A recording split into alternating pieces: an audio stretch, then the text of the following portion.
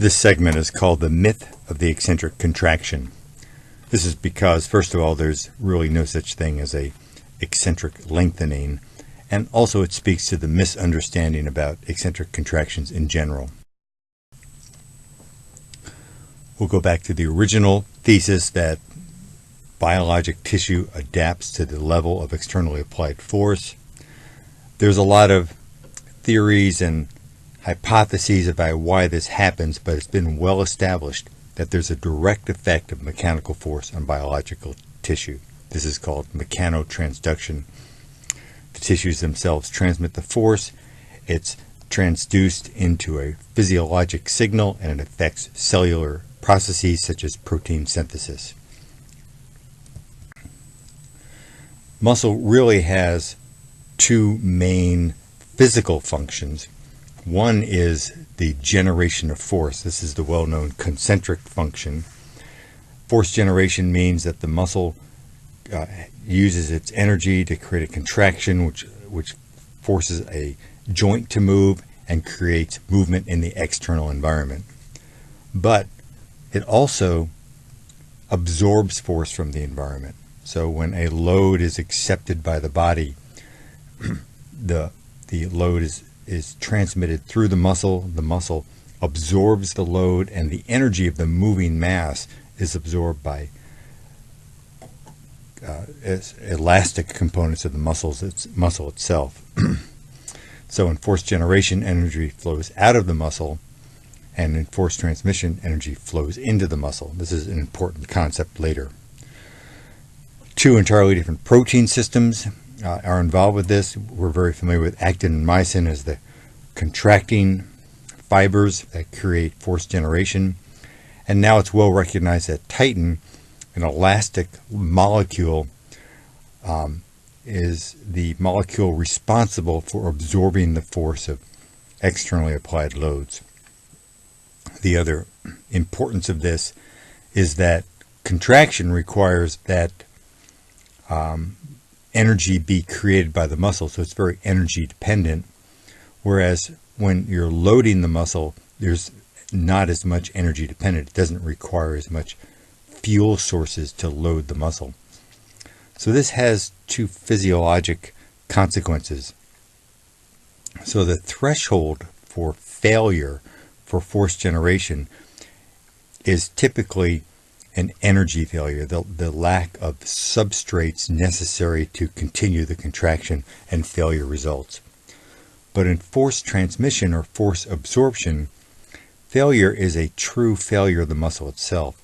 It goes from the mechanical transduction to actual deformation and finally structural micro-injury. This failure of eccentrics is the most powerful physiologic signal in muscle.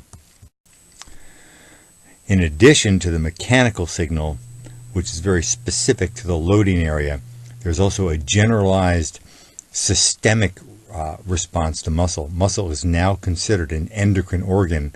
It is so full of factors and hormones.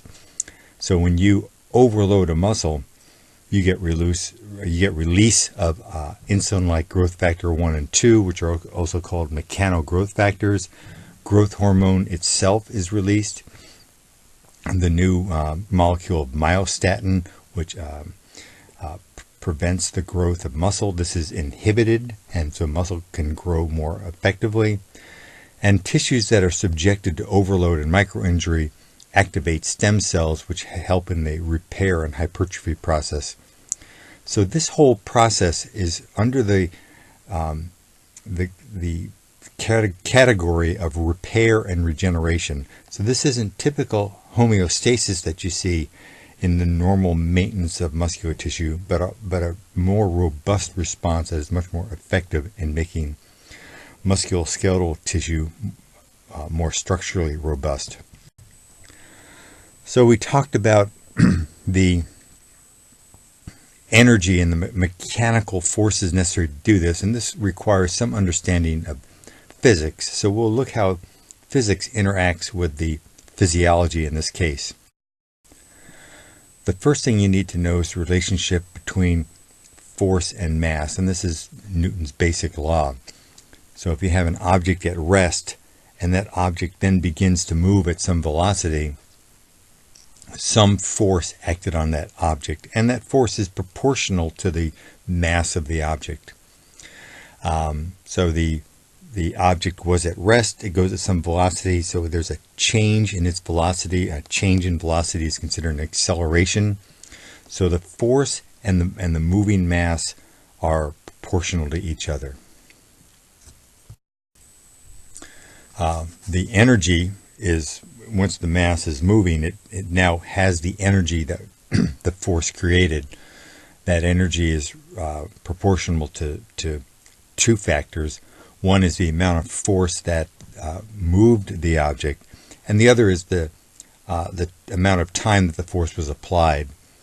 The practical consequences of this are like if you have a slingshot with a rock. If you just pull the slingshot back a little, the rock will go very far or very fast. If you pull the slingshot back a long distance, in other words, apply the force for a longer period of time, you'll have a higher velocity of that mass. Gunsmiths use this as well. If they want to create a bullet that goes further, they use a longer gun barrel. This is the classic sniper rifles have long muzzles, and this applies the force for a longer period of time, and you get higher muzzle velocities. For our purposes, we're really interested in the transformation of energy, transferring energy from the muscle to the mass. So there's two factors with this. One is work. Work is basically the amount of energy that you're dealing with.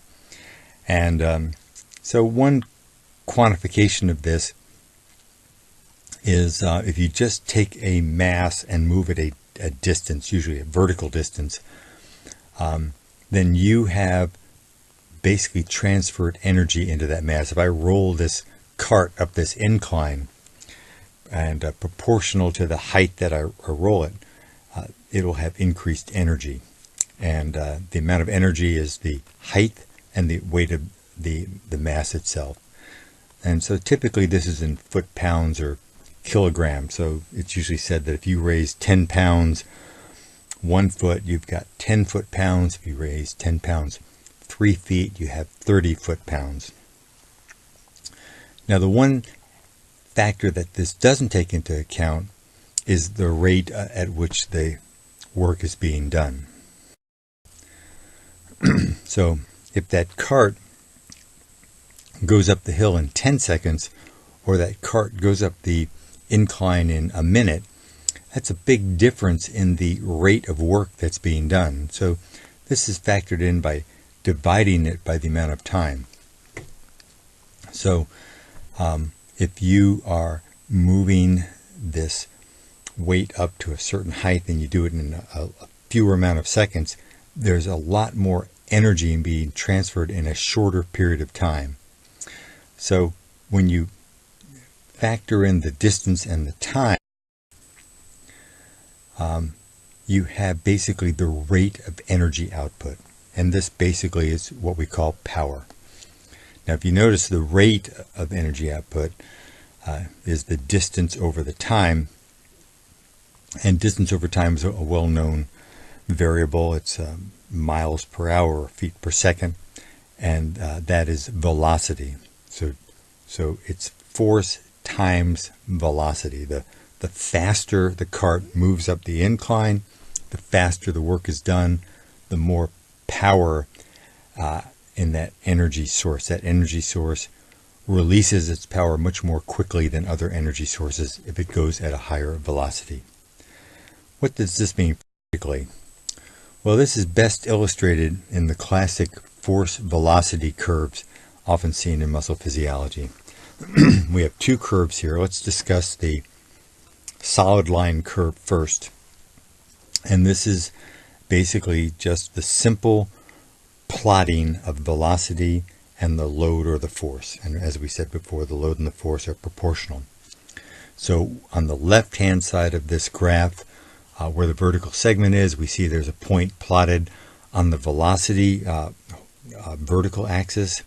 It's the highest point, And the reason that is high is because it corresponds to where there's zero load. So at zero load, that muscle contracts as quickly as it can because all of these points represent maximal efforts. And when it contracts as quickly as it can and there's no load, you get a high muscle velocity. As we go down that solid line and we start having points where there's some load involved, the load decreases the velocity of shortening. This just makes intuitive sense. You can't move a 30-pound weight as fast as you can move a 5-pound weight. And as you plot these out, you get to the point finally when you reach the horizontal axis where the load is maximal. Load is at such a level that even though the muscle is maximally contracting, the load exceeds its force production and there's no movement. So that is the relationship of velocity and load. Now the other side of this is the dotted line, and this is the power curve or the power output.